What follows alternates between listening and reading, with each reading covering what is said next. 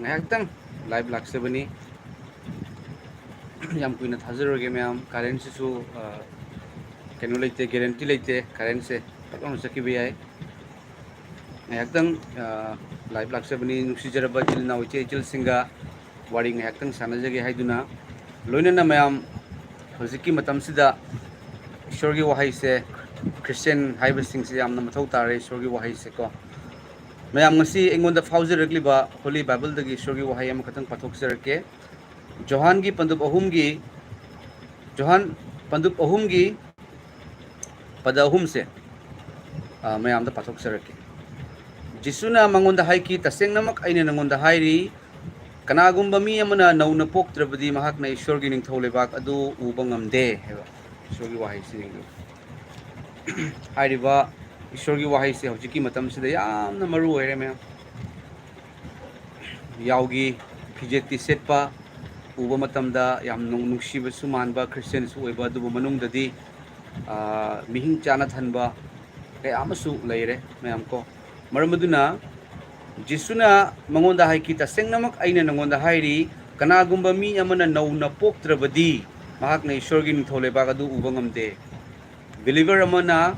Christian अमा ओइना नौना पोकपसे क्वाइदगी हेना मरु ओइबा नौना पोक्त्रगदी ईश्वरगी निंथौलेबा हाइबदी सर्गा हेवन द चंगबा ngamde hai क्या मालूबा ईश्वर की वाहै नो यंगयो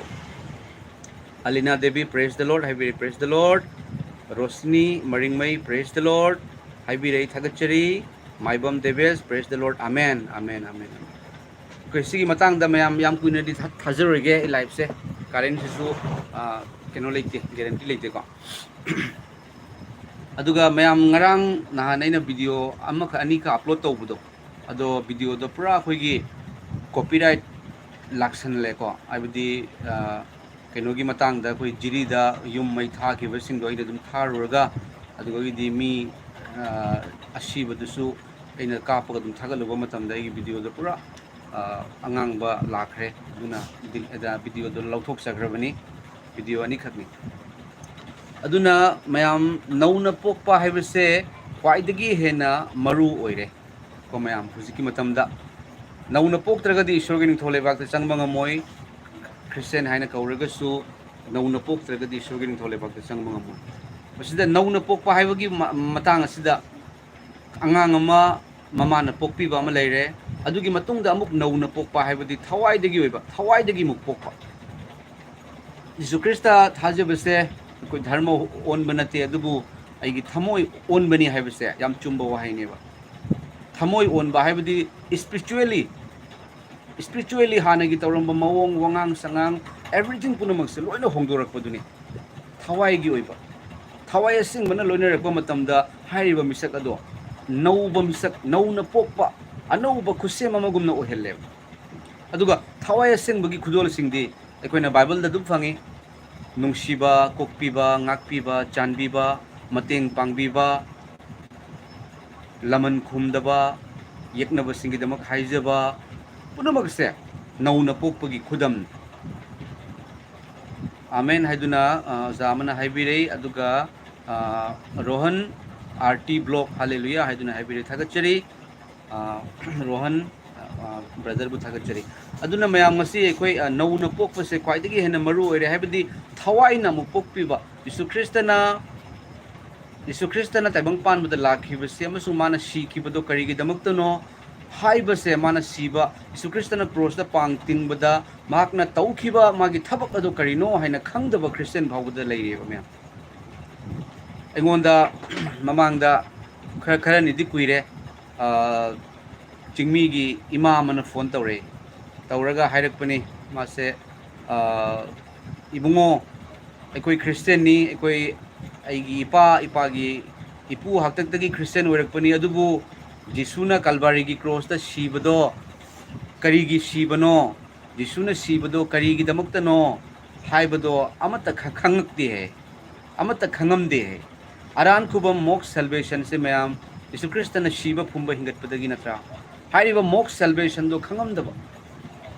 adoi taragadi yengbiyo ko aduna yamna maru oire mayam yamna maru oire अखोगी कोकपीबा नुंगसीबा चानबीबा मतेंग पांगबीबा हाइबसे क्वाइदगी हेना मरु ओइरे मैम ngasiदी ꯈꯪꯕ ꯉꯝꯗ꯭ꯔꯦ ꯈ꯭ꯔꯤꯁꯇꯤꯌꯟ ꯍꯥꯏꯕꯁꯦ ꯌꯤꯁꯨ ꯈ꯭ꯔꯤꯁꯇꯅ ꯌꯥꯝ ꯅꯨꯡꯁꯤꯕ ꯋꯥꯍꯩ ꯑꯃ ꯍꯥꯏ ꯃꯗꯨꯗꯤ ꯀꯩꯅꯣ ꯑꯩꯈꯣꯏꯒꯤ ꯃꯩꯕꯨ ꯊꯥꯜꯂꯒ ꯊꯨꯃꯣꯛꯅ ꯀꯨꯞꯅꯗꯦ ꯍꯥꯏꯕ ꯀꯥꯡꯈꯗꯁꯨ ꯊꯝꯗꯦ ꯑꯗꯨꯕꯨ ꯑꯔꯥꯛꯄ ꯃꯤꯁꯤꯡ ꯑꯗꯨ ꯎꯅꯅꯕꯒꯤꯗꯃꯛꯇ ꯊꯝꯃꯤ ꯍꯥꯏꯕ ꯗꯤꯄꯥ ꯍꯧꯖꯤꯛ ꯌꯥꯔꯣꯏ ꯍꯧꯖꯤꯛ ꯀꯣꯟꯅ ꯉꯥꯜꯂꯦ ꯂꯥꯛꯑꯣ ꯑꯔꯥꯛꯄ ꯃꯤꯁꯤꯡ ꯑꯗꯣ ꯎꯅꯅꯕꯒꯤꯗꯃꯛꯇ ꯊꯝꯃꯦꯕ ꯊꯥꯏꯔꯤꯕ ꯊꯥꯡꯃꯩ ꯑꯗꯣ ꯌꯤꯁꯨ ꯈ꯭ꯔꯤꯁꯇꯅ ꯍꯥꯏ you are the light of the world ꯅꯪ ꯇꯥꯏꯕꯪ ꯄꯥꯟꯕꯒꯤ ꯃꯉꯥꯜ ꯃꯉꯥꯜ ꯑꯣꯏꯔꯤꯁꯦ ꯑꯩꯈꯣꯏꯅ ꯃꯉꯥꯜꯁꯦ ꯑꯣꯏꯕ ꯉꯝꯗꯦ ꯑꯗꯨꯕꯨ ꯑꯩꯈꯣꯏꯒꯤ ꯅꯨꯡꯗ ꯊꯥꯖꯕꯒꯤ ꯅꯨꯡꯗ ꯊꯋꯥꯏ ꯑꯁꯦꯡꯕꯅ ꯂꯣꯏꯅꯕꯤꯔꯛꯄ ꯃꯇꯝꯗ ꯍꯥꯏꯔꯤꯕ ꯊꯋꯥꯏ ꯑꯁꯦꯡꯕꯗꯨꯗꯤ ꯃꯉꯥꯜꯅꯤ ꯃꯥꯗꯤ ꯑꯆꯨꯝꯕꯅꯤ ꯑꯁꯦꯡꯕꯅꯤ ꯍꯥꯏꯔꯤꯕ ꯃꯍꯥꯛꯅ ꯆꯪꯕꯤꯔꯛꯄ ꯃꯇꯝꯗ ꯀꯅꯥꯒꯨꯝꯕ ꯃꯤꯁꯛ ꯑꯗꯣ ꯃꯍꯥꯛꯀꯤ ꯋꯥꯍꯩ ꯃꯍꯥꯛꯀꯤ ꯃꯑꯣꯡ ꯃꯇꯧꯁꯦ ꯃꯉꯥꯜ ꯑꯣꯏꯔꯛꯑꯦꯕ ꯃꯉꯥꯜ ꯑꯣꯏꯔꯛꯀꯅꯤ ꯃꯤꯁꯤꯡꯅ ꯇꯝꯖꯅꯤꯡꯉꯥꯏ ꯑꯣꯏꯕ ꯃꯥꯒꯤ ꯃꯅꯥꯛꯇ ꯆꯪꯉꯒ ꯍꯤꯡꯖꯕ ꯐꯪꯕ ꯃꯥꯒꯤ ꯋꯥꯍꯩꯗ ꯀꯟꯕꯤꯕꯒꯤ ꯋꯥꯍꯩ ꯑꯌꯥꯝꯕ ꯉꯥꯛꯇ ꯑꯣꯏꯔꯛꯀꯅꯤ ꯐꯨꯔꯣ ꯖꯥꯟꯊꯠꯂꯣ ꯀꯥꯞꯊꯠꯂꯣ ꯍꯥꯏꯕꯁꯦ ꯅꯧꯅ ꯄꯣꯛꯄ ꯑꯃꯒꯤ ꯋꯥꯉꯥꯡ ꯁꯨꯡꯑꯣꯏ ꯑꯣꯏꯔꯣꯏ ꯅꯧꯅ ꯄꯣꯛꯄ ꯑꯃꯒꯤ ꯋꯥꯉꯥꯡ ꯑꯗꯨꯕꯨ ꯃꯌꯥꯝ ꯉꯁꯤ ꯌꯦꯡꯕꯤꯌꯨ ꯎꯔꯤꯕ ꯑꯩꯈꯣꯏꯅ ꯎꯔꯤꯕꯁꯦ ꯃꯌꯥꯝ ꯑꯩꯒꯤ ꯄꯨꯟꯁꯤꯗ ꯃꯌꯥꯝꯅꯁꯨ ꯎꯕꯤꯔꯝꯂꯣꯏ ꯍꯥꯏꯅ ꯈꯟꯖꯩ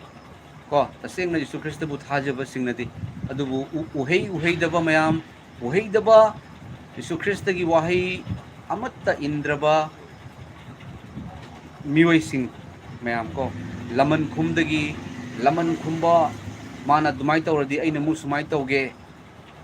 ꯃꯣꯏ ꯀꯌꯥꯝ ꯀꯜꯂꯦ ꯍꯥꯏꯕꯗꯤ ꯅꯨꯡꯁꯤꯕ ꯀꯣꯛꯄꯤꯕ ꯏꯁꯣꯔꯒꯤ ꯑꯣꯏꯕ ꯄꯥꯡꯒꯜ ꯑꯃꯠꯇ ꯎꯗꯕ ꯃꯌꯥꯝ ꯎꯕ꯭ꯔꯅꯦ ꯃꯌꯥꯝ ꯏꯁꯣꯔꯒꯤ ꯄꯥꯡꯒꯜ ꯎꯕ꯭ꯔꯣ ꯌꯤꯁꯨ ꯈ꯭ꯔꯤꯁꯇ ꯉꯁꯤ ꯂꯩꯔꯝꯕ ꯇꯥꯔꯒꯗꯤ ꯑꯗꯨꯝ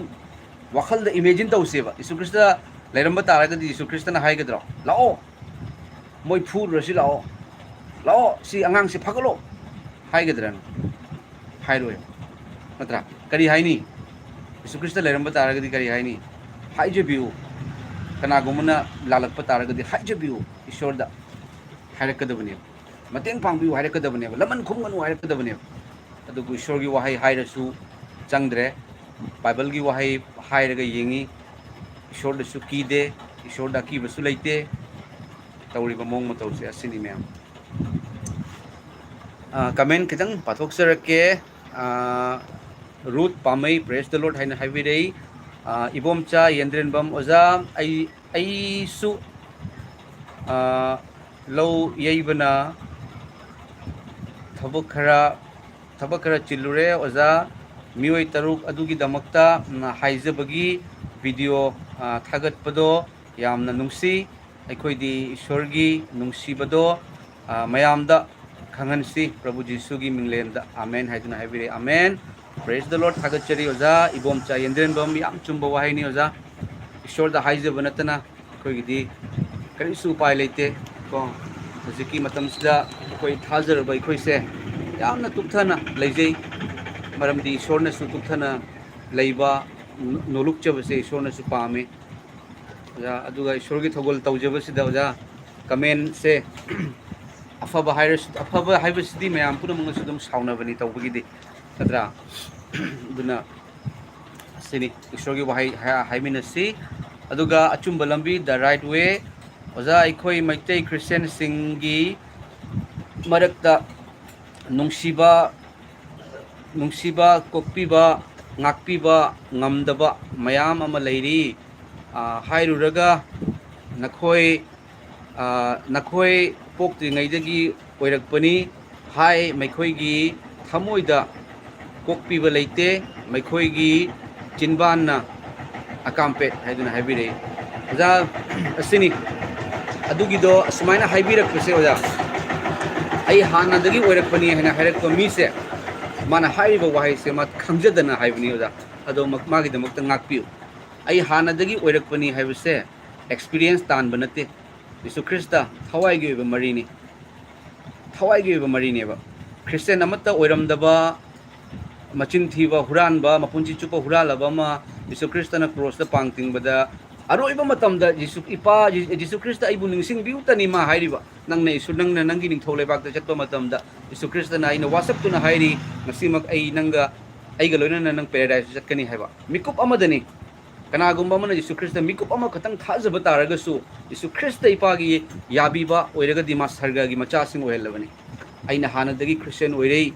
नंगोंदगी अइना याम हेली असिदी कोर्स तमगा एक्सपीरियंस लौरगा थबक की बेतोन हेंगलहनब नत्ते मसिदी थवाइगी ओइबनी अदुनो ओजा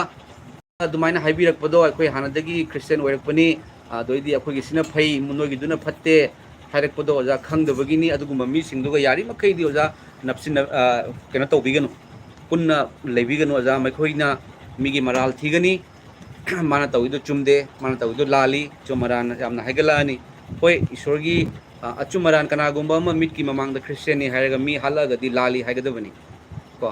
अदु नत्तबदा तोंगान तोंगानबा अइंगोन नंगोंदगी अइना हालना ओइरि मी का हाइबा क्रिश्चियन दो अखोय सिदसु लेयोजा अखोय खुंदा क्रिश्चियन ओइरमगा तोखिबा अदो अइना ईश्वरगी थगल तोरपा मतमदा अइंगोंदबुदि हाइरक्ते मिंगोंदा हाय हाय अखोयना तौंगै तौरमना खंगबनी हैना अदुबु ईश्वरगी नुंसीबदो फंगिदबा थवाय सेंबा फंगिदबा अदुगुम्बा क्रिश्चियन कया अमसु लेरिबनी ओजा अदुना मखोयगी दमकता हाइजमिनसी रोहन बाइबल वर्स अमता पाथोक पिरको हाइनुन हाइबे अइना हुजिकता पाथोक सकिबदुनी कनागुम्बा अमना नौना पोक्तरगदी महाकना ईश्वरगी निंथौ लेबाकता सुंचंग चंगबा ngमोय हाइबा ईश्वरगी निंथौ लेबाक हाइबदि सर्गदको ब्रदर अदुगा केजी ए स्टार हाई हाइदुना हाइबिरै अदुगा ममिंग सिदि पाबा थोक्सदरे may God bless you and your family amen हाइदुना हाइबिरै थैंक यू सो मच ईश्वरना अदुमगी मनुमुसु मरांग काइना थौजाल हाइथबिबो ओइसनु हाइदुना फुंदोक्सगे अदुगा निभारानी लेमा पोपम आई ओजा आई क्रिश्चियन दी नचदे अदुबु अफबा पाउताक्ति लौसिनजै ईश्वर अमतनी खंजै चुम्मे सिस्टर याम चुम्बा वाहैनी ऐसु ताई को धर्म पुनमकी पाउताक्ता अफबद लौसिनगदबनी को अफब नत्तबद नुपी अहुम थीबा हायदि अदुदी लौसनबम यादे नुपी मयाम थीरसु याय हायब धर्मसु लैबदो अखोयने हेन खंगिदना अदुगी मतंगदुगा लौसनबिगनो अदुबु अचुम्बा मिगी मतेंग पांगबिबा मिनुंगसी अफबा हायबसे अखोय पुनमना खंगी अदुगा सिस्टर दे केनोतंग हाइजेगे को ईश्वर अमतनी खंजै हायबसे ईश्वर से पुनमक अमतदि नत्ते अदुगा अमखक्तनी करिगिनो हाइना खितंग हाइजरके को आइना खंजबदो मरमदि तेबंग पानबद धर्म मयाम अमा लै धर्म पुनमकी मेखोयगी ईश्वर कौबा मपु कौबा तोंगान तोंगाले अहानबददि ममिंग तोंगाले ईश्वर अमा खतंग ओइरमगदि माना ममिंग तोंगान हनबम थोक्ते अदुगा धर्मगी पौताक सु मानदे कनागुम्बा अमदा अखोयना धर्म अमदा अखोयगी सन हारिबा सासे यामना अवांगबा थाकता को आदि निंगनै खुरमनै अदुबु कनागुम्बा धर्म अमदना अदुगी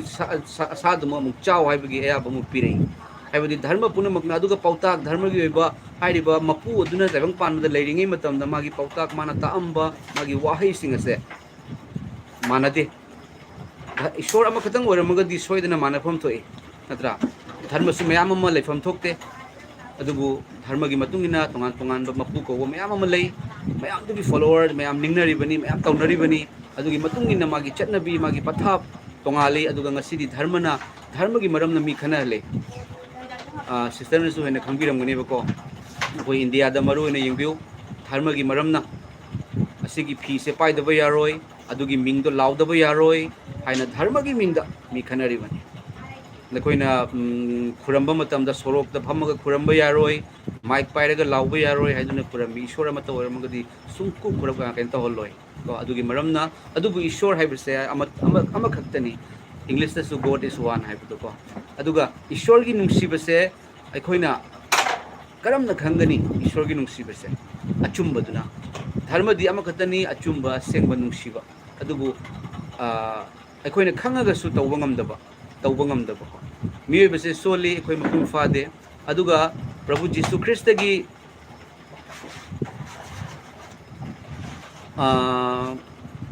YouTube account Jesus is Jesus is mean simply trusting haiduna haibire thagachari adugi matang dako dharma mayam ama lebam thokte aduga dharma mayam ama leiragasu dharma gi pautak manafam thokte ishwar ama khatang oiragadi ईश्वर पुनमक अमत ओइरगदिको अदुबु ईश्वरदि अमखतनी हाइबा वाहै थमजगे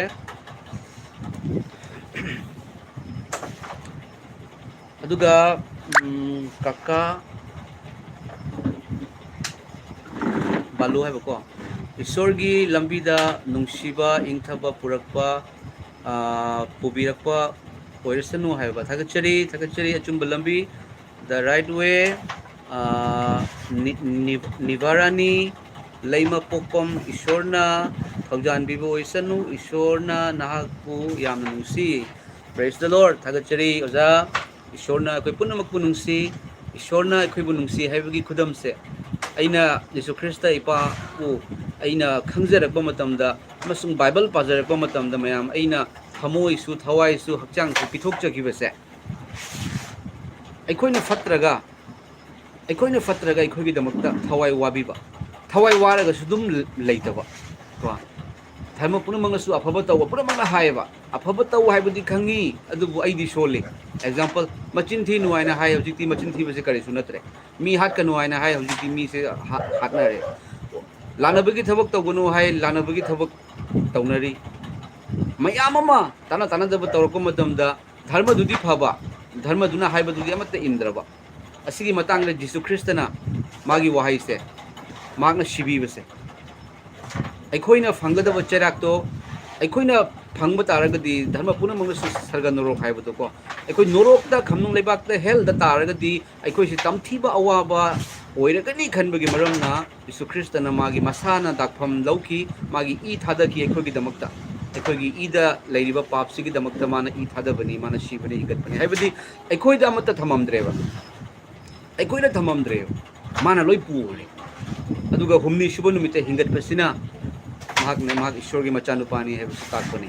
अदुगा ईश्वर की मचानुपा हैरकपा मतमदा इस ईश्वर नबु कमाई मचा पोक्तोइनोने high खल्ले मरमदि मियोइबगी वखल सिगा मियोइबना ngahaktung da paiba ngamba plane aeroplane saba ngamaga missile saba ngamaga ईश्वरना करी तौ ngमगनि हाइबदो मेकोइना खंगदबा अदुना ईश्वर की बुमतु Lebra ईश्वर की बुमचा Lebra हाइने ता ईश्वर की मचा लेब्रा काइना हंगिदो मेकोइना मियोइबगी वखल द खल्लेबा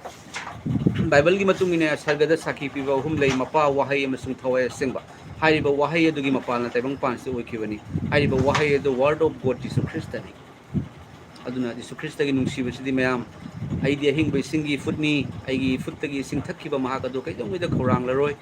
अदुगा शिबसु नायरोय ngasi थाजबा मखक लै मयाम बिलीफ मखक थाजबा ai hojik sirasu sargada chatkani haibase isana isa थाजबा नतबा बाइबल ना एगोन अखोइदा साखी पीरे यीशु ख्रिस्त ना अखोइगी दमकता तौबीरे यीशु ख्रिस्त ना मुक थवाइ सिंग मन लोइने बीरे असिगी सिदा मुक्सिगनी को मयाम अदुना मसाइ कमेंट तौबीरे को इचे आइगी वखंदा ईश्वरदी अमखतनी धर्म पुनमक फै अदुबु धर्मना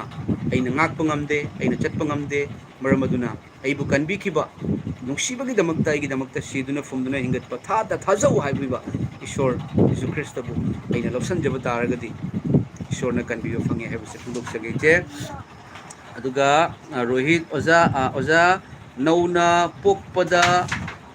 पोकपदा तौदोरिसे करिनो पुकनिंग होंगदी यारबो हाइदुना हाइबी या पुकनिंग होंगबा हाइबसिनी अहानबददी यीशु ख्रिस्तबु अखोइना लौसिनजबा यीशु ख्रिस्त लौसिनजबा हाइबदी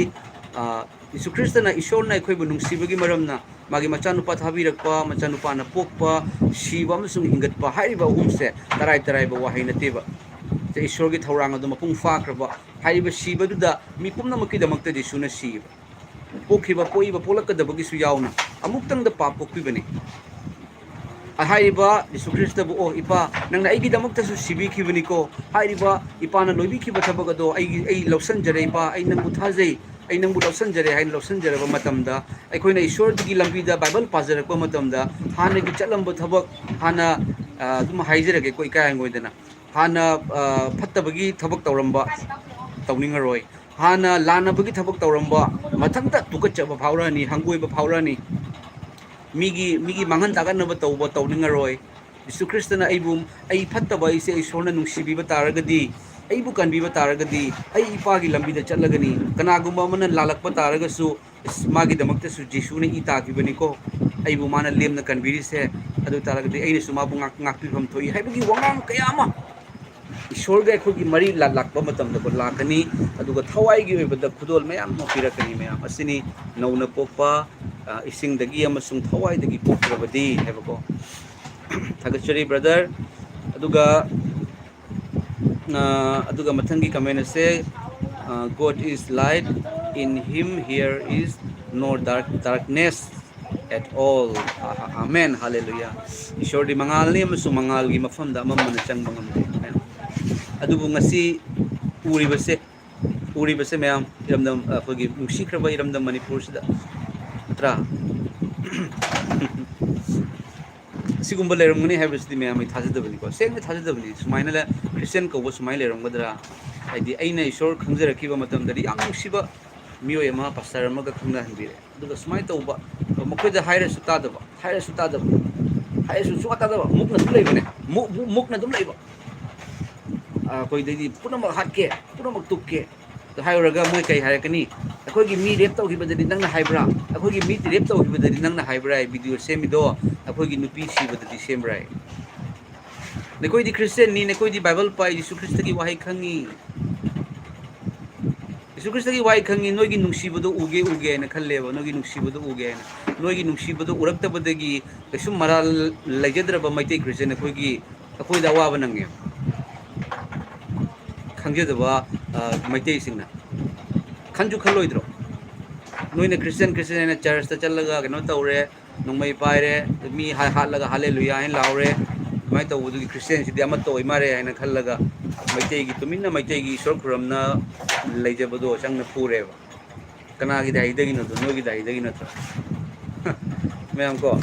सिनी हायरगा सु काना रोय मोइदा हायरगा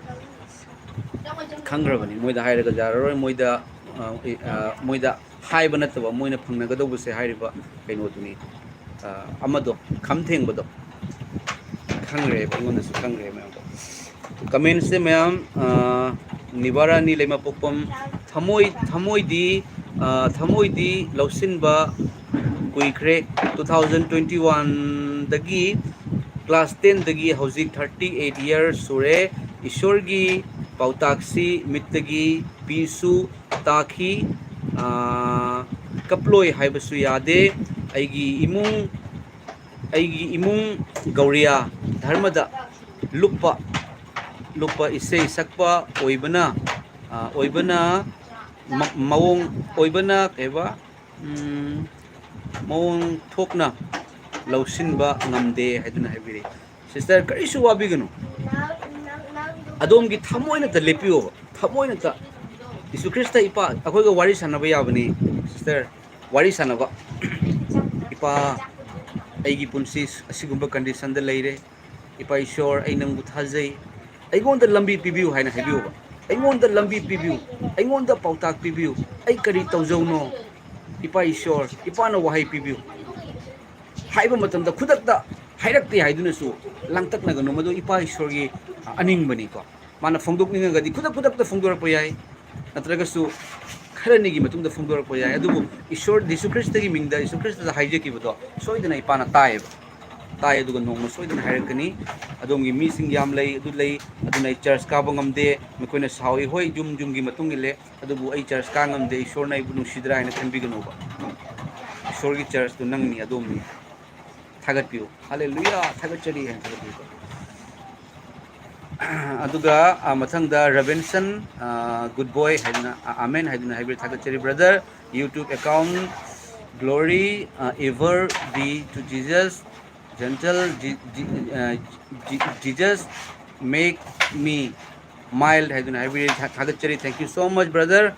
प्रभु यीशु ख्रिस्ट ने हे ने लोइना बिबो इसनु जॉय कुमार तखेल लंबम अचुम्बनी ओजाना हाइरिबदो आमेन हाइबिरि थागचरी ओजा अदु मथंगदा रॉबर्टसन वाइरोकपम ओजा इसे अमा सकपिरो हाइदुना हाइबिरे ओजा म्यूजिक से नुमिदांग से करेंट सिसु खतंग केनो लेतबको होय यंगजगे अदुगा ब्रेनी कुमन चक चारबो हाइदुना हाइबिरे ओजा नुमिदांग गिदी चक चाजद्री कोई सिददी आसाम दा ओजा चक से अयुक्त ब्रेकफास्ट अमा चारे ब्रेकफास्ट से कोई जाम लाइट ओइबको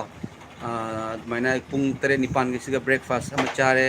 अदुगा गिदी पुंग अमा गिदुगा लंच चारे ꯑꯗꯨꯒꯤ ꯅꯨꯃꯤꯗꯥꯡꯒꯤ ꯄꯨꯡ 9 ꯇꯔꯦꯠ 9ꯒꯤ ꯑꯗꯨꯒ ꯗꯤꯅꯔ ꯑꯃꯨꯛ ꯆꯥꯏ ꯑꯗꯨ ꯍꯧꯖꯤꯛꯀꯤ ꯑꯣꯏꯅꯗꯤ ꯅꯨꯡꯗꯥꯡꯒꯤ ꯑꯣꯏꯅ ꯆꯥꯗ꯭ꯔꯤꯗ ꯑꯗꯨꯒ ꯀꯃꯦꯟꯁꯦ ꯂꯦꯖꯦꯟ ꯗꯗꯥ ꯑꯩ ꯇꯥꯡꯈꯨꯜꯅꯦ ꯂꯥꯁ ꯋꯤꯛꯇ ꯅꯪꯒꯤ ꯇꯦꯁꯇꯤꯃꯣꯅꯤ ꯎꯕꯗ ꯑꯩꯒꯤ ꯋꯥꯈꯜ ꯅꯨꯡꯉꯥꯏꯕ ꯍꯥꯏꯅꯤꯡꯉꯥꯏ ꯂꯩꯇꯅ ꯏꯁꯣꯔꯕꯨ ꯊꯥꯒꯠꯂꯤꯌꯦ ꯅꯪꯒꯤ ꯃꯤꯁꯟꯁꯦ ꯎꯕꯗ ꯑꯩ ꯌꯥꯝ ꯍꯔꯥꯎꯖꯩ ꯑꯩꯈꯣꯏ ꯂꯣꯏꯅ ꯖꯤꯁꯨꯒꯤ ꯑꯐꯕ ꯏꯟꯁꯦ ꯍꯜꯂꯦꯂꯨꯌꯥ ꯊꯥꯒꯠꯆꯔꯤ ꯂꯦꯖꯦꯟ ꯍꯥꯏꯗꯨꯅ ꯍꯥꯏꯕꯤꯔꯛꯏ ꯁꯤꯁꯇꯔꯔ ꯕ꯭ꯔꯗꯔꯗꯤ ꯈꯪꯖꯗꯦ ꯌꯥꯝ ꯅꯨꯡꯁꯤ ꯇꯥꯡꯈꯨꯜꯁꯤꯡꯕꯨꯁꯨ ꯌꯥꯝ ꯅꯨꯡꯁꯤ ꯅꯥꯒꯥ ꯏꯆꯤꯜ ꯏꯅꯥꯎ ꯏꯆꯦ ꯏꯆꯜꯁꯤꯡ ꯌꯥꯝ ꯅꯨꯡꯁꯤꯖꯩ ꯑꯩ ꯍꯥꯟꯅꯗꯒꯤ ꯍꯧꯅ ꯑꯗꯨꯒ ꯏꯃꯥꯁꯤꯡ ꯀꯌꯥ ꯑꯃꯁꯨ ꯂꯩ ꯑꯩꯅ ꯃꯃꯥꯡꯗꯗꯤ ꯈꯪꯅꯖꯕ ꯅꯠꯇꯦ ꯏꯁꯣꯔꯒꯤ ꯊꯧꯒꯜ ꯇꯧꯖꯕꯗꯒꯤ ꯏꯃꯥ ꯀꯌꯥ ꯑꯣꯖꯥ ꯀꯌా ꯑꯩꯈꯣꯏꯒꯤ ꯏꯆꯤꯜ ꯏꯅꯥꯎ kaya ꯏꯆꯦ ꯏꯆꯜ ꯀꯌꯥꯅ ꯐꯣꯟ ꯇꯧꯕꯤꯔꯛꯏ ꯊꯃꯣꯏꯗ ꯊꯧꯒꯠꯄꯤꯕ ꯀꯌꯥ ꯑꯃꯁꯨ ꯂꯥꯛꯏ ꯑꯗꯨꯒ ꯅꯥꯒꯥꯒꯤ ꯑꯣꯖꯥ ꯑꯃꯁꯨ ꯃꯍꯥꯛ ꯑꯁꯦ ꯍꯧꯖꯤꯛ ꯁꯥꯎꯠ ꯏꯟꯗꯤꯌꯥꯗ ꯂꯩꯕꯅꯤ ꯑꯦꯗꯚꯥꯟꯖꯦꯂꯤꯁ ꯑꯣꯏꯔꯒ ꯑꯣꯖꯥꯅꯁꯨ ꯐꯣꯟ ꯇꯧꯕꯤꯔꯒ ꯌꯥꯝꯅ ꯊꯃꯣꯏꯗ ꯊꯧꯒꯠꯄꯤꯔꯛꯏ ꯑꯗꯨꯒ ꯑꯣꯖꯥ ꯑꯗꯨꯒ ꯑꯩꯉꯣꯟꯗ ꯍꯥꯏꯕꯤꯕꯁꯦ ꯕ꯭ꯔꯗꯔ ꯅꯍꯥꯛꯁꯦ ꯏꯁꯣꯔꯅ ꯄꯤꯕꯤꯕꯅꯤ ꯑꯗꯣ ꯕ꯭ꯔꯗꯔꯒ ꯑꯩꯒ ꯄꯨꯜꯂꯒ ꯏꯁꯣꯔꯒꯤ ꯊꯧꯒꯜ ꯍꯦꯟꯅ ꯍꯦꯟꯅ ꯇꯧꯃꯤꯟꯅꯈꯤꯁꯤ ꯍꯥꯏꯅ ꯀꯞꯄꯒꯁꯨ ꯍꯥꯏꯔꯛꯏ ꯑꯩꯁꯨ ꯀꯞꯄꯤ ꯌꯥꯝ ꯅꯨꯡꯁꯤ ꯁꯛ ꯈꯪꯅꯗ꯭ꯔꯒꯁꯨ ꯏꯁꯣꯔꯒꯤ ꯑꯣꯏꯕ ꯅꯨꯡꯁꯤꯕꯗꯣ ꯃꯌꯥꯝ ꯀꯣ ꯅꯨꯡꯁꯤꯕ ꯍꯥꯏꯕꯁꯦ ꯑꯩꯒꯤ ꯊꯃꯣꯏꯗꯁꯨ ꯑꯗꯣꯝꯒꯤ ꯊꯃꯣꯏꯗꯁꯨ ꯂꯩꯔꯒꯗꯤ ꯌꯤꯁꯨ ꯈ꯭ꯔꯤꯁꯇꯅ ꯀꯅꯦꯛꯁꯟ ꯑꯣꯏꯕꯤꯕꯅꯤꯅ ꯁꯛ ꯎꯅꯗ꯭ꯔꯒꯁꯨ ꯄꯨꯡꯗ ꯅꯨꯡꯁꯤꯕꯗꯣ ꯑꯗꯨꯅꯤ ꯃꯊꯪꯗ ꯅꯤꯚꯥꯔꯥꯅꯤ ꯂꯩꯃꯄꯣꯛꯄꯝ ꯄ꯭ꯔꯦꯌꯔ ꯑꯝꯇ ꯇꯧꯕꯤꯔꯝꯃꯣ ꯑꯣꯖꯥ ꯏꯪꯊꯕ ꯉꯝꯅꯕ ꯑꯣꯖꯥ ꯍꯥꯏꯗꯨꯅ ꯍꯥꯏꯕꯤꯔꯛꯏ ꯁꯤꯁꯇꯔ ꯅꯤꯕꯥꯔꯥꯅꯤ ꯂꯩꯃꯄꯣꯛꯄꯝ ꯀꯟꯕꯤꯌꯨ ꯃꯄꯨ ꯖꯤꯁꯨ ꯈ꯭ꯔꯤꯁꯇꯅ ꯑꯗꯣꯝꯕꯨ ꯂꯣꯏꯅꯕꯤꯕ ꯑꯣꯏꯁꯅꯨ ꯑꯗꯣꯝꯕꯨ ꯌꯥꯝ ꯅꯨꯡꯁꯤ ꯑꯗꯣꯝ ꯂꯥꯡꯇꯛꯅꯕꯤꯒꯅꯨ ꯖꯤꯁꯨ ꯈ꯭ꯔꯤꯁꯇ ꯃꯍꯥꯛ ꯂꯧꯁꯤꯟꯕ ꯃꯇꯝꯗ ꯑꯗꯣꯝꯗ ꯀꯔꯤꯁꯨ ꯃꯊꯧ ꯇꯥꯗꯦ ꯑꯗꯣꯝ ꯈꯨꯔꯨꯞꯄꯗ ꯀꯨꯟꯕꯤꯔꯒ ꯊꯥꯒꯠꯆꯔꯤ ꯏꯄꯥ ꯑꯩꯅ ꯏꯄꯥꯕꯨ ꯂꯧꯁꯤꯟꯖꯩ ꯑꯩꯕꯨ ꯏꯄꯥꯅ ꯑꯩꯒꯤꯗꯃꯛꯇꯁꯨ ꯀ꯭ꯔꯣꯁꯇ ꯄꯥꯡ ꯇꯤꯡꯕꯤꯕꯒꯤꯗꯃꯛ ꯊꯥꯒꯠꯆꯔꯤ ꯏꯄꯥ ꯑꯩꯒꯤ ꯅꯨꯡꯗ ꯆꯪꯕꯤꯌꯨ ꯏꯄꯥ ꯑꯩꯒꯤ ꯑꯁꯣꯟꯕ ꯂꯧꯊꯣꯛꯄꯤꯌꯨ ꯑꯩꯉꯣꯟꯗ ꯂꯝꯕꯤ ꯇꯥꯛꯄꯤꯌꯨ ꯍꯥꯏꯗꯨꯅ ꯍꯥꯏꯕꯤꯌꯨ ꯁꯤꯁꯇꯔ ꯄ꯭ꯔꯚꯨ ꯖꯤꯁꯨ ꯈ꯭ꯔꯤꯁꯇꯅ ꯑꯗꯣꯝꯕꯨ ꯃꯇꯝ ꯆꯨꯞꯄꯗ ꯂꯣꯏꯅꯕ ꯑꯣꯏꯁꯅꯨ ꯑꯃꯦꯟ ꯑꯩ ꯑꯃꯦꯟ ꯀꯣ ꯁꯤꯁꯇꯔ ꯌꯥꯝ ꯅꯨꯡꯁꯤ ꯁꯤꯁꯇꯔꯁꯦ ꯃꯥꯒꯤ ꯀꯃꯦꯟ ꯇꯥꯖꯕꯗ ꯑꯗꯨꯒ ꯃꯊꯪꯁꯤꯗꯤ YouTube account sweet hour of prayer prepare to meet the God ꯍꯥꯏꯗꯨꯅ ꯍꯥꯏꯕꯤꯔꯛꯏ ꯊꯦꯡꯛ ꯌꯨ ꯁꯣ ꯃꯆ ꯑꯗꯨꯒꯗꯤ ꯁꯅꯥꯍꯟꯕꯤ ꯆꯤꯡꯉꯨꯕꯝ ꯄ꯭ꯔꯦꯁ ꯗ ꯂꯣꯔꯗ ꯍꯥꯏꯗꯨꯅ ꯍꯥꯏꯕꯤꯔꯛꯏ ꯄ꯭ꯔꯦꯁ ꯗ ꯂꯣꯔꯗ ꯁꯤꯁꯇꯔ ꯏꯕꯣꯝꯆꯥ ꯌꯦꯟꯗ꯭ꯔꯦꯟꯕꯝ ꯑꯣꯖꯥꯗꯌꯥ ꯋꯥ ꯑꯃ ꯇꯥꯔꯕ꯭ꯔꯥ ꯏꯃꯨꯡ ꯃꯅꯨꯡꯗ ꯃꯇꯦꯡ ꯄꯥꯡꯕꯁꯦ ꯃꯩꯈꯣꯏꯗ ꯃꯇꯦꯡ ꯄꯥꯡꯂꯒ ꯑꯩꯈꯣꯏꯗ ꯕ꯭ꯂꯦꯁꯤꯡ ꯌꯥꯝꯅ ꯐꯪꯉꯦ ꯍꯥꯏꯗꯨꯅ ꯍꯥꯏꯕꯤꯔꯤ ꯄ꯭ꯔꯦꯁ ꯗ ꯂꯣꯔꯗ ꯑꯆꯨꯝꯕꯅꯦ ꯃꯌꯥꯝ ꯑꯩꯈꯣꯏꯅ ꯖꯤꯁꯨꯒꯤ ꯃꯤꯡꯗ ꯃꯇꯦꯡ ꯄꯥꯡꯕꯤꯔꯝꯕ ꯑꯩꯈꯣꯏꯅꯗꯤ ꯄꯩꯁꯥꯒꯤ ꯃꯇꯦꯡ ꯄꯥꯡꯉꯤꯀꯣ ꯆꯥꯅꯕꯒꯤ ꯃꯇꯦꯡ ꯄꯥꯡꯉꯤ ꯖꯤꯁꯨꯅ ꯑꯩꯈꯣꯏꯗ ꯃꯇꯦꯡ ꯄꯥꯡꯕꯤꯔꯝꯕꯁꯦ ꯃꯥꯒꯤ ꯑꯗꯨꯅꯤ ꯍꯜꯂꯦꯂꯨꯌꯥ ꯀꯣ ꯃꯌꯥꯝ ꯑꯗꯨꯅ ꯑꯩꯈꯣꯏꯅ ꯀꯅꯥꯒꯨꯝꯕ ꯑꯃꯗ ꯃꯇꯦꯡ ꯄꯥꯡꯕꯁꯦ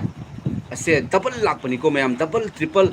ꯀꯌꯥꯗꯒꯤ ꯂꯥꯛꯀꯅꯦꯕ ꯏꯁꯣꯔꯒꯤ ꯃꯤꯡꯗ ꯑꯗꯣꯝꯅ ꯃꯇꯦꯡ ꯄꯥꯡꯕꯁꯦ ꯑꯩ ꯈꯪꯈ꯭ꯔꯕꯅꯤ ꯃꯌꯥꯝ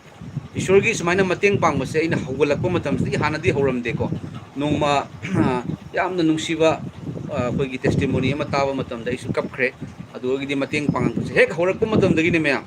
ꯑꯩꯉꯣꯟꯗ ꯄꯩꯁꯥ ꯂꯨꯄꯥꯒꯤ ꯑꯣꯏꯕꯁꯦꯀꯣ ꯌꯥꯝꯅ ꯅꯣꯡꯃ ꯋꯥꯔꯤꯉꯩ ꯃꯇꯝꯗ ꯄꯩꯁꯥꯁꯦ ꯅꯣꯡꯃ ꯌꯥꯝꯅ ꯋꯥꯕ ꯑꯩꯁꯨ ꯗꯨꯀꯥꯟ ꯃꯆꯥ ꯑꯃ ꯐꯝꯖꯕꯅꯤꯅ ꯌꯥꯝ ꯆꯥꯎꯕ ꯕꯤꯖꯤꯅꯦꯁ ꯅꯠꯇ꯭ꯔꯤ ꯍꯧꯖꯤꯛꯀꯤ ꯑꯣꯏꯅꯗꯤ ꯇꯧꯔꯛꯀꯅꯤ ꯋꯥꯕ ꯃꯇꯝꯁꯤꯗ ꯄꯩꯁꯥꯁꯦ ꯌꯥꯝ ꯋꯥꯔꯦꯅ ꯈꯜꯂꯝꯕꯅꯦꯕ ꯀꯅꯥꯒꯨꯝꯕ ꯑꯣꯖꯥ ꯑꯃꯅ ꯑꯩꯉꯣꯟꯗ ꯐꯣꯟ ꯇꯧꯔꯦ ꯈꯪꯅꯗꯕꯅꯤ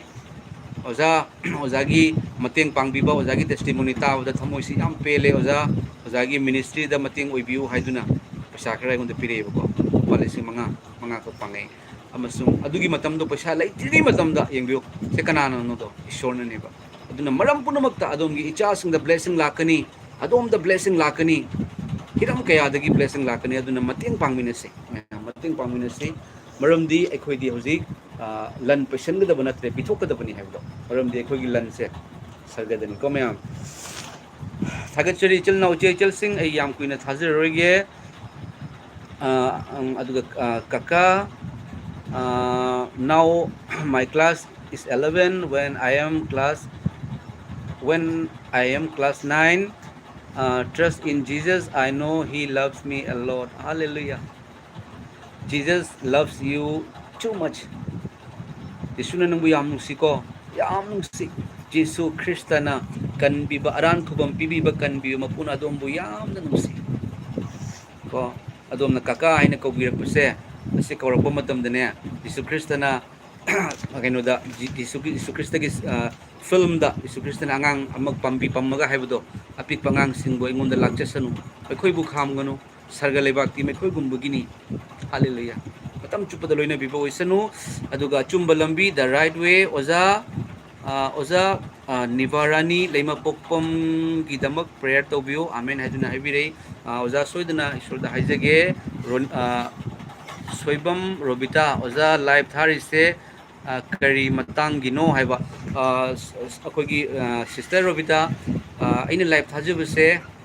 ꯑꯩꯈꯣꯏꯒꯤ ꯕꯥꯏꯕꯜꯅ ꯋꯥꯍꯩ ꯑꯃ ꯍꯥꯏ ꯃꯗꯨꯗꯤ ꯀꯅꯥꯒꯨꯝꯕ ꯑꯃꯅ ꯅꯧꯅ ꯄꯣꯛꯇ꯭ꯔꯒꯗꯤ ꯏꯁꯣꯔꯒꯤ ꯅꯤꯡꯊꯧ ꯂꯩꯕꯥꯛꯇ ꯆꯪꯕ ꯉꯝꯃꯣꯏ ꯍꯥꯏꯕꯁꯦ ꯀꯣ ꯈ꯭ꯔꯤꯁꯇꯦꯟ ꯑꯣꯏꯔꯒꯁꯨ ꯌꯥꯗꯕ ꯅꯧꯅ ꯄꯣꯛꯄ ꯍꯥꯏꯕꯗꯤ ꯁ꯭ꯄꯤꯔꯤꯆꯨꯋꯦꯜꯂꯤ ꯊꯋꯥꯏꯒꯤ ꯑꯣꯏꯕꯗ ꯅꯧꯔꯛꯄꯁꯦ ꯌꯥꯝꯅ ꯃꯊꯧ ꯇꯥꯏ ꯑꯗꯨꯕꯨ ꯉꯁꯤꯗꯤ ꯑꯩꯈꯣꯏꯅ ꯑꯗꯨꯝ ꯈꯪꯉꯤ ꯊꯋꯥꯏꯒꯤ ꯑꯣꯏꯕꯗ ꯅꯧꯕꯁꯦ ꯊꯋꯥꯏꯒꯤ ꯈꯨꯗꯣꯜ ꯑꯣꯏꯕ ꯅꯨꯡꯁꯤꯕ ꯀꯣꯛꯄꯤꯕ ꯆꯥꯟꯕꯤꯕ ꯃꯇꯦꯡ ꯄꯥꯡꯕꯤꯕꯁꯦ ꯑꯃꯠꯇ ꯎꯔꯛꯇꯕ ꯂꯃꯟ ꯈꯨꯝꯅꯤꯡꯕꯅ ꯍꯦꯟꯒꯠꯂꯛꯄ ꯐꯠꯇꯕꯅ ꯍꯦꯟꯒꯠꯂꯛꯄ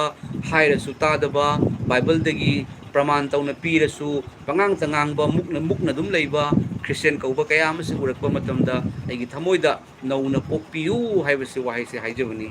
ꯀꯣ ꯃꯤ ꯍꯥꯠꯂꯒ ꯁꯔꯒꯗ ꯀꯥꯒꯗꯕ ꯑꯣꯏꯔꯒꯗꯤ ꯙꯔꯃ ꯀꯔꯤꯒꯤ ꯂꯩꯔꯝꯃꯤꯅꯣ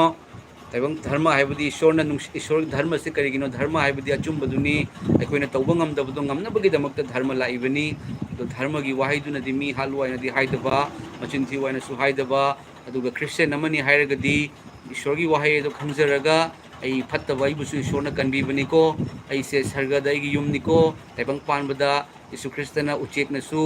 ꯎꯆꯦꯛꯁꯤꯡꯁꯤ ꯌꯦꯡꯉꯨ ꯃꯈꯣꯏꯅ ꯐꯧꯗꯁꯨ ꯀꯣꯠꯇꯁꯨ ꯐꯧ ꯊꯝꯗꯦ ꯑꯗꯨꯕꯨ ꯏꯁꯣꯔꯅ ꯄꯤꯖꯩ ꯂꯧꯕꯨꯛꯇ ꯍꯧꯔꯤꯕ ꯊꯔꯣꯁꯦ ꯌꯦꯡꯉꯨ ꯃꯈꯣꯏꯅ ꯊꯕꯛꯁꯨ ꯁꯨꯗꯦ ꯅꯣꯝꯁꯨ ꯅꯣꯝꯗꯦ ꯍꯥꯏꯅ ꯏꯁꯣꯔꯅ ꯊꯥꯛꯄꯤꯔꯒꯗꯤ ꯍꯦꯟꯅ ꯊꯥꯖꯕ ꯋꯥꯠꯄ ꯆꯥꯅ ꯑꯩꯈꯣꯏꯕꯨ ꯀꯌꯥꯗ ꯍꯦꯟꯅ ꯑꯩꯈꯣꯏ ꯅꯤꯖꯕ ꯃꯈꯣꯏꯗ ꯊꯋꯥꯏ ꯑꯁꯦꯡꯕ ꯄꯤꯕꯤꯒꯗꯕ ꯍꯥꯏꯗꯨꯅ ꯍꯥꯏꯔꯤꯕꯅꯤ ꯑꯗꯨꯕꯨ ꯉꯁꯤꯗꯤ ꯏꯁꯣꯔꯒꯤ ꯋꯥꯍꯩ ꯀꯥꯎꯈ꯭ꯔꯒ ꯇꯥꯏꯕꯪ ꯄꯥꯟꯕꯗ ꯂꯩꯔꯤꯉꯩꯗ ꯑꯣꯏꯖꯕ ꯊꯤꯅꯕ ꯑꯣꯏꯖꯕ ꯐꯪꯅꯕ ꯃꯤꯅ ꯐꯪꯉꯒ ꯍꯔꯥꯎꯒꯗꯕꯗꯣ ꯃꯣꯏ ꯐꯪꯈꯤ ꯇꯥꯔꯦ ꯃꯣꯏ ꯂꯧꯈꯤ ꯇꯥꯔꯦ ꯍꯥꯏꯕꯒꯤ ꯄꯥꯈꯠꯄ ꯁꯤꯒꯨꯝꯕ ꯀꯌꯥꯁꯤ ꯎꯔꯛꯄ ꯃꯇꯝꯗ ꯅꯧꯅ ꯄꯣꯛꯄꯤꯌꯨ ꯍꯥꯏꯕ ꯏꯁꯣꯔꯒꯤ ꯋꯥꯍꯩꯁꯦ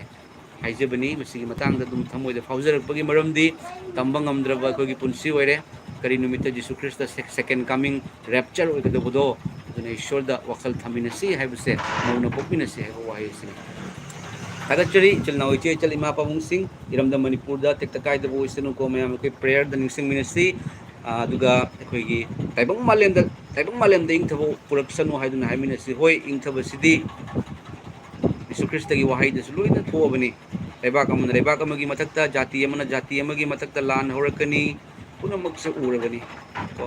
ꯌꯤꯁꯨ ꯈ꯭ꯔꯤꯁꯇ ꯀꯔꯤ ꯅꯨꯃꯤꯠ ꯂꯥꯛꯀꯅꯤ ꯈꯪꯗ꯭ꯔꯕ ꯃꯇꯝꯁꯤꯗ ꯑꯩꯈꯣꯏ ꯁꯦꯡꯅ ꯂꯥꯟ ꯐꯤꯖꯦꯠ ꯁꯦꯠꯇꯨꯅ ꯂꯩꯁꯤ ꯂꯥꯟꯒꯤ ꯐꯤꯖꯦꯠ ꯍꯥꯏꯕꯗꯤ ꯃꯤ ꯐꯨꯅꯕꯒꯤ ꯍꯥꯠꯅꯕꯒꯤ ꯅꯠꯇꯦ ꯑꯗꯨꯕꯨ ꯐꯠꯇꯕ ꯇꯧꯕꯗꯒꯤ ꯉꯥꯛꯊꯣꯛꯁꯤ ꯃꯆꯤꯟ ꯊꯤꯅꯤꯡꯉꯕ ꯊꯤꯔꯣꯏꯁꯤ ꯂꯃꯟ ꯈꯨꯝꯅꯤꯡꯉꯕ ꯌꯤꯁꯨ ꯈ꯭ꯔꯤꯁꯇꯒꯤꯗꯃꯛꯇ ꯂꯥꯟ ꯐꯤꯖꯦꯠ ꯁꯦꯠꯆꯜꯂꯒ ꯂꯩꯁꯤ ꯀꯅꯥꯒꯨꯝꯕ ꯑꯃꯗ ꯐꯠꯇꯕ ꯂꯥꯟꯅꯕꯒꯤ ꯊꯕꯛ ꯇꯧꯅꯤꯡꯉꯕ ꯌꯤꯁꯨ ꯈ꯭ꯔꯤꯁꯇꯒꯤꯗꯃꯛꯇ ꯍꯥꯏꯔꯤꯕꯗꯣ ꯈꯟꯕ ꯐꯥꯎꯕꯗ ꯈꯜꯂꯣꯏꯁꯤ ꯑꯩꯒꯤ ꯅꯨꯄꯤ ꯑꯩꯒꯤ ꯏꯄꯨꯔꯣꯏꯕꯕꯨ ꯅꯨꯡꯁꯤꯗ꯭ꯔꯕ ꯑꯇꯣꯞꯄ ꯅꯨꯄꯥ ꯑꯇꯣꯞꯄ ꯅꯨꯄꯤ ꯂꯧꯒꯦꯅ ꯈꯜꯂꯕ ꯌꯤꯁꯨ ꯈ꯭ꯔꯤꯁꯇꯒꯤ ꯃꯤꯡꯗ ꯑꯩꯒꯤ ꯅꯨꯄꯤ ꯏꯄꯨꯔꯣꯏꯕꯗꯣ ꯍꯦꯟꯅ ꯅꯨꯡꯁꯤꯕꯤꯌꯨ ꯀꯅꯥꯒꯨꯝꯕ ꯑꯃ ꯍꯥꯠꯀꯦ ꯍꯥꯏꯅ ꯈꯜꯂꯕ ꯍꯥꯏꯔꯤꯕ ꯈꯟꯕꯗꯨ ꯐꯥꯎꯕꯗ ꯌꯥꯗꯦ ꯑꯗꯨꯅ ꯃꯍꯥꯛꯀꯤꯗꯃꯛꯇꯁꯨ ꯖꯤꯁꯨꯅ ꯁꯤꯈꯤꯕꯅꯤꯀꯣ ꯍꯥꯏꯅ ꯈꯜꯂꯒ ꯀꯣꯛꯄꯤꯌꯨ ꯇꯥꯏꯕꯪꯄꯥꯟꯁꯦ ꯀꯌꯥꯒꯤ ꯃꯇꯤꯛ ꯐꯖꯔꯛꯀꯦ ꯌꯦꯡꯉꯨ ꯏꯁꯣꯔꯒꯤ ꯂꯝꯕꯤꯗ ꯆꯠꯄꯤꯌꯨ ꯇꯥꯏꯕꯪ ꯄꯥꯟꯕꯁꯦ ꯀꯌꯥꯒꯤ ꯃꯇꯤꯛ ꯐꯖꯔꯛꯀꯦ ꯍꯥꯏꯅ ꯈꯜꯂꯨ ꯑꯗꯨꯝ ꯌꯦꯛꯅꯕ ꯑꯃꯠꯇ ꯂꯩꯔꯣꯏ ꯌꯦꯛꯅꯕ ꯑꯃꯠꯇ ꯂꯩꯔꯣꯏ ꯑꯗꯨꯅꯅꯤ ꯌꯤꯁꯨ ꯈ꯭ꯔꯤꯁꯇꯅ ꯀꯣꯛꯄꯤꯌꯨ ꯍꯥꯏꯁꯦ ꯀꯔꯤꯒꯤꯅꯣ ꯅꯪꯅ ꯀꯣꯛꯄꯤꯔꯛꯄ ꯃꯇꯝꯗ ꯅꯪꯒꯤ ꯌꯦꯛꯅꯕ ꯑꯃꯠꯇꯁꯨ ꯂꯩꯔꯣꯏꯕ ꯂꯩꯒꯗ꯭ꯔꯅꯤ ꯑꯗꯨꯒ ꯃꯔꯝ ꯂꯩꯇꯅ ꯍꯦꯛꯇ ꯃꯤꯅ ꯐꯨꯒꯦ ꯍꯥꯏꯅ ꯍꯥꯏꯕ ꯌꯥꯕ ꯅꯠꯇꯦꯕꯀꯣ ꯅꯨꯡꯁꯤꯕ ꯋꯥꯍꯩꯅ ꯃꯔꯝꯗꯤ ꯑꯩꯈꯣꯏꯅ ꯅꯤꯡꯖꯔꯤꯕ ꯑꯩꯈꯣꯏꯒꯤ ꯏꯄꯥ ꯖꯤꯁꯨ ꯈ꯭ꯔꯤꯁꯇ ꯃꯤ ꯐꯨꯅꯔꯝꯕ꯭ꯔꯥ ꯖꯤꯁꯨ ꯈ꯭ꯔꯤꯁꯇꯅ ꯃꯤ ꯐꯨꯅꯔꯝꯗꯦ ꯅꯪꯁꯨ ꯐꯨꯅꯔꯨꯔꯅꯨ ꯍꯥꯏꯔꯕꯅꯤ ꯅꯨꯄꯤ ꯀꯣꯏꯅꯔꯝꯕ꯭ꯔꯥ ꯖꯤꯁꯨ ꯈ꯭ꯔꯤꯁꯇꯅ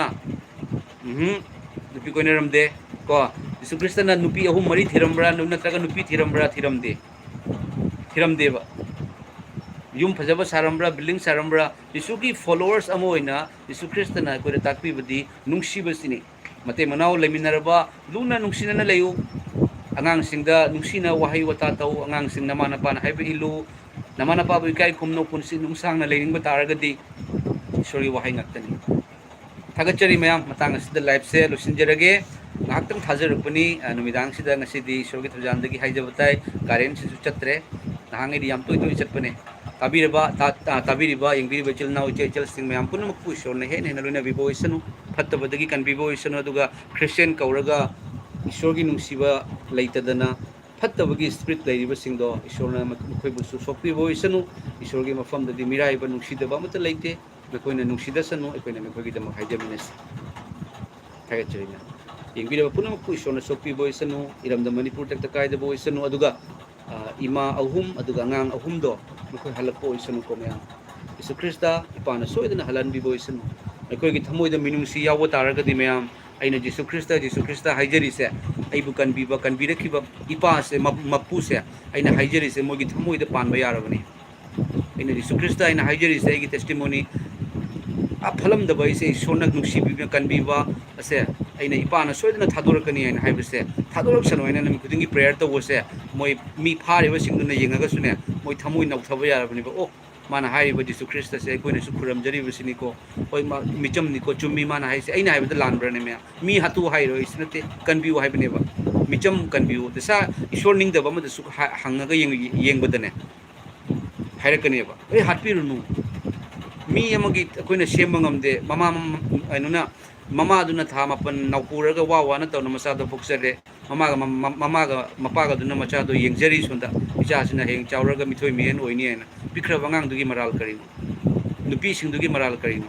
nupi singduga madu sole aina phubi wangang bi baduga khumsu khumaroi do baduga kallaga akan boy gedra to akan ba sing marin thudek na bugi damakta mekoina ningi badu mapu du lei hebsi asini me येबिउने अइना मयाम तौजरिबसिगा अइगी अरैबसिंग दो पुथोक्तना लाइरबसिंग the पीरी इंगदम थागी मतमनी हुजि कंबल लेते हैना कंबल तौरगा येली इचिनाव इचे इचल कयागी मतेंगदगी ओजा नोहा ओजा roses की अखोगी मतेंगदगी मद येली कनागुम मन वाबा मतम द गैस सिलेंडर फमुंग लेतबद पीरी पैसा लेना तौब नते ईश्वर की नुंसीबदो अदुगा लोइना बाइबल मचा मचा सु पीरी ईश्वर की वहाई से पाओ ईश्वर दी नुंसी माना याम नुंसीबनी आइना पीरगा थाजदबदनी को अइना तौरिबा थौगलसे अदुगा मा क्रिश्चियन नते मादी क्रिश्चियन नतबा मी हातु ओइना हातुक तारगदी क्रिश्चियन नतबा दुगी दमक यीशु ख्रिस्टना सीबा माना दी ए क्रिश्चियन नि याम फरे खल्लिदो अदो ईश्वरना क्वाइ नुंसीदबनी हाइदो अदुना नि ngasa अखोइ अचुंबा लंबी ओजाना मैतै सिंग क्रिश्चियन सिंगना नंग नंगरांग नहांत क्रिश्चियन ओइरगा कोई हानादै ओइरकपनि आइना हाइ हाइदो खंगदबगी हाइबने थागसरी प्रेज द लॉर्ड मतंग असिदा लोसिनजरगे मयाम येंबिरिबा पुनमकु ईश्वरना हेन हेन सोक्पिबो इसनु अदुगा मयामदा हंदक अखोइगी मनाक्सिदा याम नुंसीबा यामबा सिंगमा लei यामबसे आइना ngang ओइरिङै मतमदा कोइ दुम फमिनदना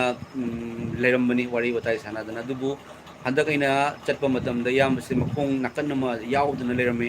करीगिनो दिखंगदे ए मंगोंदा अइ नहान कंबल अमा मंगोंदा येनबनी दुगा याम नुंगाइतबगी मागी माइथोंदा उजब फंगी थबक नुबक सुबा ngamdana leiba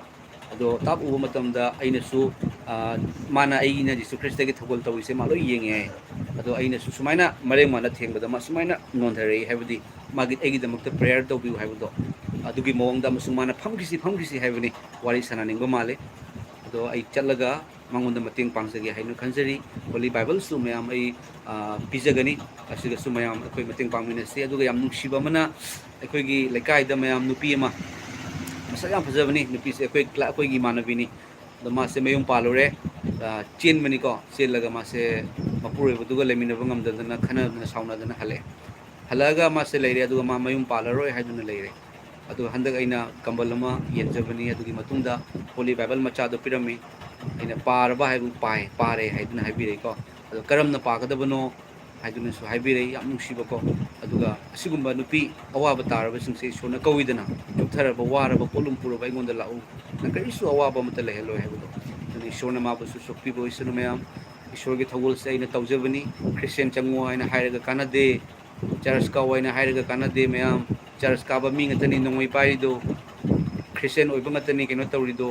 जिसुबु थाजबिउ अइना हाइबिउ क्रिश्चियन चंगबिउ अइना हाइबिगा मरमदि मेकोइ सिंचना क्रिश्चियन से क्रिश्चियन की नुसिग्रबा मिंगदो मेकोइना केनो ओहेले क्रिश्चियन अइना ताबगा मिसिंगी बिंग बिंग सावरे कई मोगी थबकतुना अदुना यीशु ख्रिस्ट की नुसिबा वहाई फोंदोकपिउ को कोइ फोंदोक मिनसी दुगा अइना तौजरिबा थौगल से अइ थंतगी नत्ते अखोइ पुनमकी सब्सक्राइबर ओइरबा पुनमकु नाम नुसिजै हंदक नौ नौ सब्सक्राइबर याम हेंगले ईश्वर की थौजाली मैम इरमद मणिपुर याम नुंसीसी मैतै सिंगु याम नुंसीसी को अखोई अदुगा जात पुनमक्पुसु अखोई नुंसीबम थोई ईश्वर की मिंग हाइजबनी ईश्वर मगी ओइना नंगदी मैतैनी आइना मिंग अखोई अइना क्रिश्चियन ओइरबनी अदु ओइरबनी आइना ngangbibba hantana yengba adugumba tawbiganu mamangayda aina ukiba khara lei Christian oiraga migi mina ningjariba lai duga thine hengangba nogi do duni nogi do dani aina haiba dumaina wangang sangang tawganu Isu Kristna sunga ya de do afaba pau sandokba yai isuna nangbu nungsi haibiu Isu Krista gi achumba taktopiu aduna tabada migi lai pallaga migi shor pallaga wangang ngang badu ngangbiganu aduna kari oirakani aduna kari oirakani nusidaba hengalakani ko nusidaba hengalakani maram aduna Ishwar gi thogol tawba sing thogol da et lakani aduna nungsibiu iramda Manipur gi damakta maitai sing gi damakta de sa jati punamak gi damakta kana go mamana ware haiba matamda nang karamba jati no nang karamba denomination no aina hangbiganu ko hangbiganu mayam nang karamba denomination se boundary oire Christian gi denomination hanganu ma Christian natra adu su mateng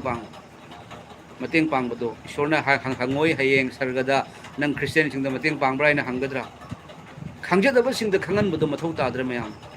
masini engon da sinabiri ba famse Christian oiraba sing da ina wangang bagi agi hak leite adubu handaki matang sida ngangjari ba sidi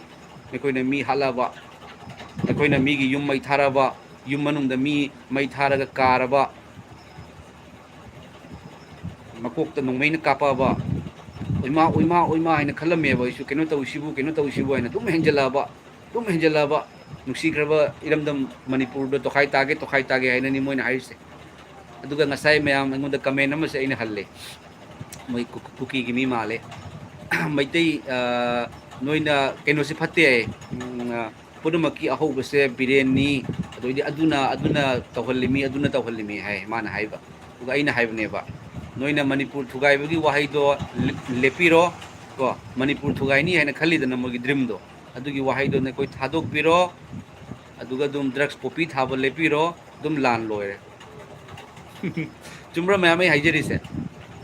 Manipur se tokhai ta bai bagi mogi len tan bado adugi len do tan ba hek tokpa drugs popi thaba hek tokpa lan dum loire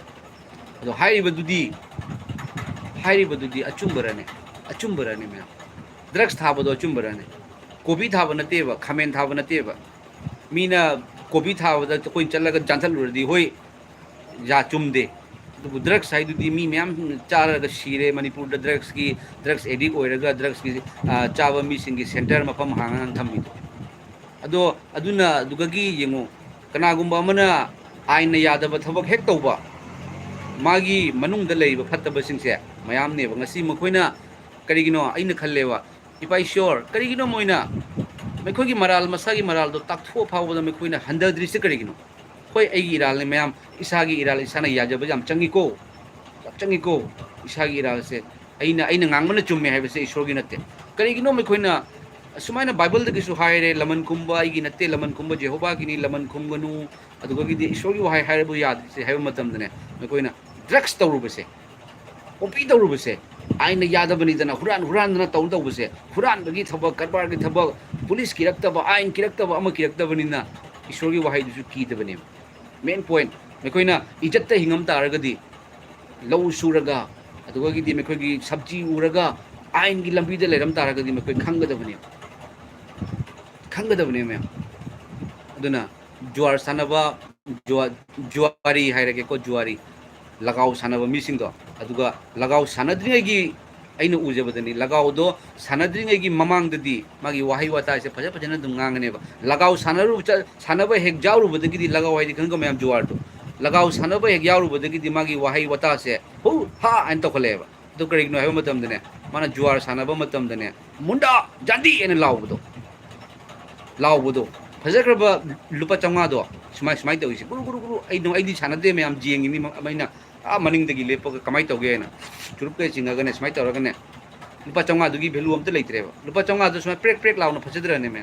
smai tasal laga munda jandi ene langba duga ai gini ene khak tawra bani na paisa dugi value su wale mi bigi minung sisu handare मी अमदा इज्जत तगोदबसु खंगद्रे मरमदि माना दुमाइना लाउनरगा पैसा तालबनिना अदुननी मागी हानगी मवोंग ओंथोरकपदो अगी वाखलनिको ma'am से फतब थबक तौरगा आइना यादब थबक तौरबनिना आइना याबना करिनो यादबना करिनो आइना तौरिसे अच चुम्बरा चुमदबरा खंगद्रे आइना खनबदुना चुम्मे हायन खनगिबदो अदुनि दुबो थागचरी मैम ईश्वर ले ईश्वरना इंथब पुना इंथब लमदम ओहेनबिदको ओइसनु तेक्ता कायदबो ओइसनु मैम ईश्वरना याम नुसीको ऐसु याम नुसीजबने आसामदा लेजरगा मैम मणिपुर से लाक्ति लाक्चद्रीबको मणिपुर से याम चनिंगमेबा हाना अगांग ओइरिंगदा ऐ क्लास 6 7 का तमकु मतमदा चटकेना तब मतमदा अखोगी मनोरमा मणिपुर की अथोइबी मनोरमा की लेखिदबगी मतंग अदो ऐ क्लास 6 7 तमको मतंग ने आसाम राइफल की मके फत्तब थोंगदो अदुगे दुम चेकिंग कल्ली अदु कल्ली हाइबदगी ऐसे दुम कीबोय करिबोय अखोई यामसिंग मयाम अमा चटनबा मतमनेबा ऐ चटकेना तबदा अखोई इमा ओइना याकिदे चकनु चेक कल्ली हाइबने अदु कल्ली अदु दुम चत्तन ngasi बावदा लेगिनी को मैम अदुबु ईश्वरना मणिपुर मी अमाबाव खंगना हनबिरमदे ईश्वरना मयाम खंगना हल्ले चिल नाउ चे चिल इमा पाबुंग कया सोयदना नोंमसु यीशु क्रिस्तना थारकनी ऐ लाक्चगनी चिल नाउ चे चिल नुसिख्रब कया अमा लेरी इमा पाबुंग सिंग सोयदना नगनी अदुगा ngasi से नगागी मैम नगागी ओजा अमना मासे पास्टर अदुगा मासना ngunda कॉल तौबिरे अदुगा ओजा लानसे लोइख्रगा ओजा दा इनविटेशन तौजबनी अखोगी चर्चता लागा ओजाना ईश्वर की वहाई फोंदोकपियो अदुगा लेबा चाबो लोइना किगिसिगा तौजगे हाइदुना याम नुसिना हाइबिरे एगी नंबर सेव तौबियो हाइदुना ऐ सोयदना लाक्सगनी मैम एगी दमक्तसु फैमिली की दमक्ता हाइजेबियो यंगबिरिबा ताबिरिबा यंगबिरकदौरिबा पुनमकी दमक्ता हाइजरी यीशु क्रिस्तना तेक्ता कायदना थंबिबो हालेलुया आमेन।